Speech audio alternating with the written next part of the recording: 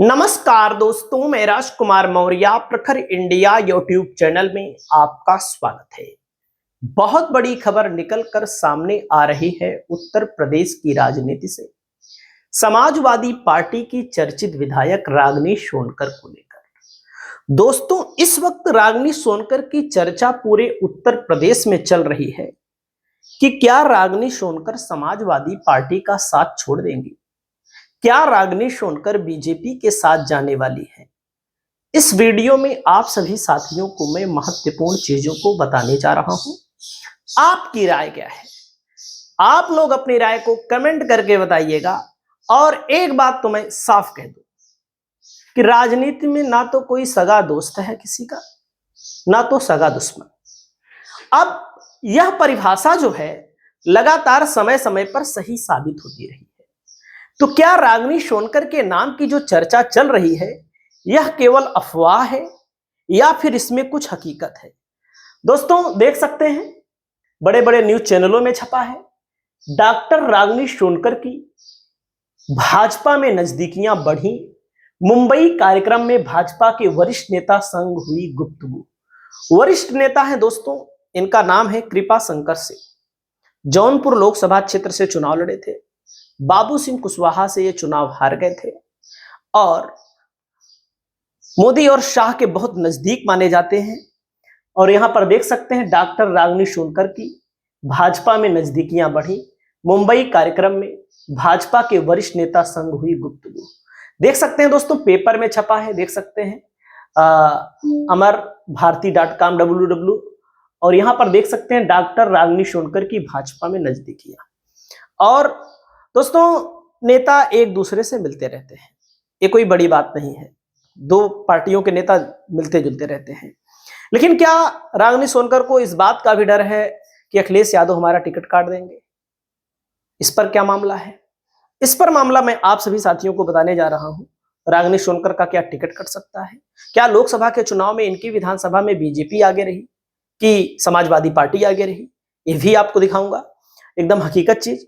दोस्तों, यहां पर सबसे ज्यादा चर्चा है तूफानी सरोज की।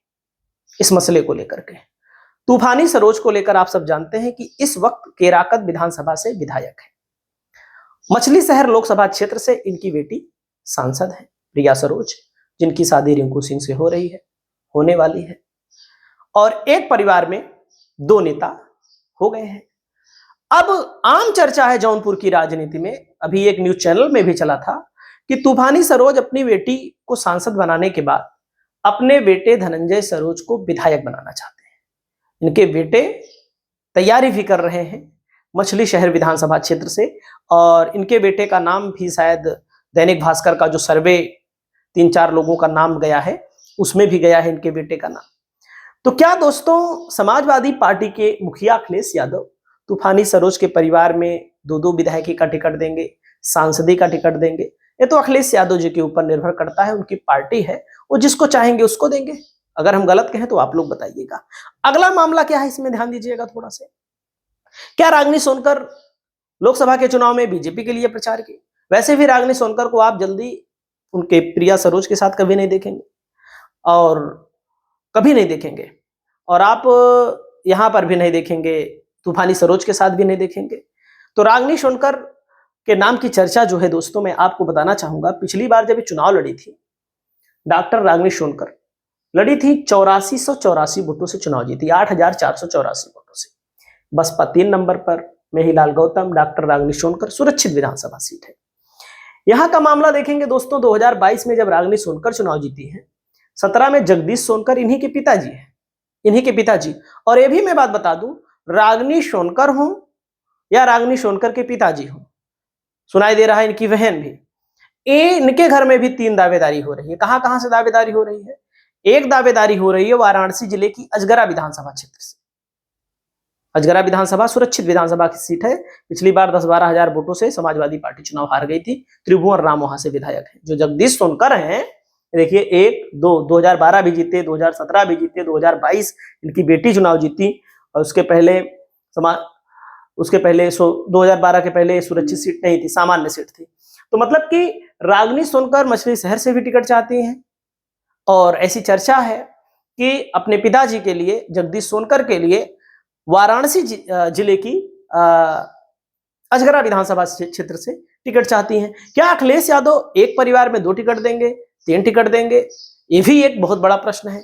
दोस्तों, यहाँ का अनुमानित जातिगत आंकड़ा 60,000 यादव बताए जाते हैं। जो भी हो, एससी है 60,000, ब्राह्मण है 40-50,000, मुस्लिम है, बिंद है, मौर्य है, वैश्य है, पटेल है, प्रजापति है और जाति है भी है। और लोकसभा के चुनाव के आंकड़े को जब आप देखेंगे तो प्रिया सरोज जब लड़ी थी, कृपा शंकर सरोज यहाँ पर लिखा है दोस्तों।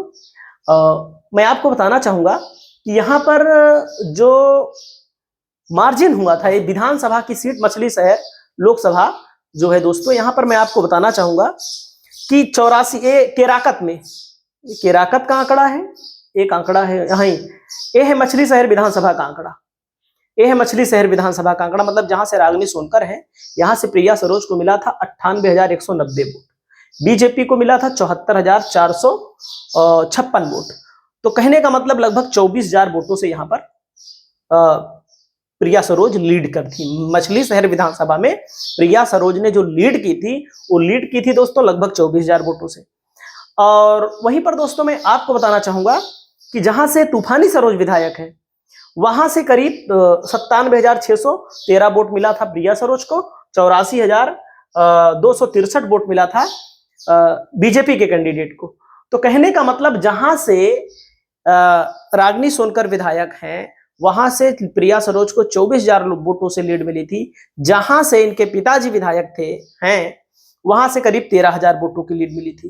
तो दोस्तों, रागिनी सोनकर के नाम की चर्चा इस समय पूरे उत्तर प्रदेश की राजनीति में चल रही है। क्या यह सच है? क्या वाकई में समाजवादी पार्टी के मुखिया टिकट काट सकते हैं? क्योंकि तूफानी सरोज बड़े नेता माने जाते हैं। क्या तूफानी सरोज के बेटे को टिकट दिया जा सकता है? क्या भारतीय जनता पार्टी भी डोरे डाल रही है रागिनी सोनकर पर? क्योंकि रागिनी सोनकर को लेकर के आम जनमानस में एक अच्छे नेत्री के तौर पर, एक अच्छे विधायक के तौर पर देखा जाता है। और वैसे भी कुछ लोग कहेंगे अफवाह है, बिल्कुल मैं भी मानता हूं अफवाह हो सकती है, लेकिन आपने देखा मनोज पांडे अखिलेश यादव के कितने नजदीक हुआ करते थे, राकेश प्रताप सिंह कितने नजदीक हुआ करते थे, अभय सिंह हुआ करते थे। सपा के बहुत विधायक हैं, लेकिन अखिलेश यादव इन लोगों को ज्यादा वेटेज देते थे, विपक्ष में भी वेटेज देते थे, सत्ता पक्ष में भी वेटेज देते थे। अगर हम गलत कहें तो आप लोग बताइएगा। बहुत विधायक हैं, यादव समाज में भी बहुत विधायक हैं, दलित समाज में भी हैं, ओबीसी समाज में भी हैं, मुस्लिम समाज में भी हैं, लेकिन मनोज पांडे को अपने बगल बैठाते थे, मुख्य सचेतक बनाते थे। उन्होंने समाजवादी पार्टी के साथ गद्दारी कर दी। हालांकि वो गद्दारी कहे जाएगी, अगर सपा टिकट काटती है, रागिनी सोनकर छोड़कर जाती हैं, तो इसको गद्दारी हम नहीं कहेंगे। रागिनी सोनकर को टिकट मिलना चाहिए, आम जनमानस की चाह है, आम जनमानस इस बात को चाहता है, ये सच्चाई है। तो दोस्तों, आप लोग अपनी राय को कमेंट करके बताइएगा। बहुत बहुत धन्यवाद, नमस्कार।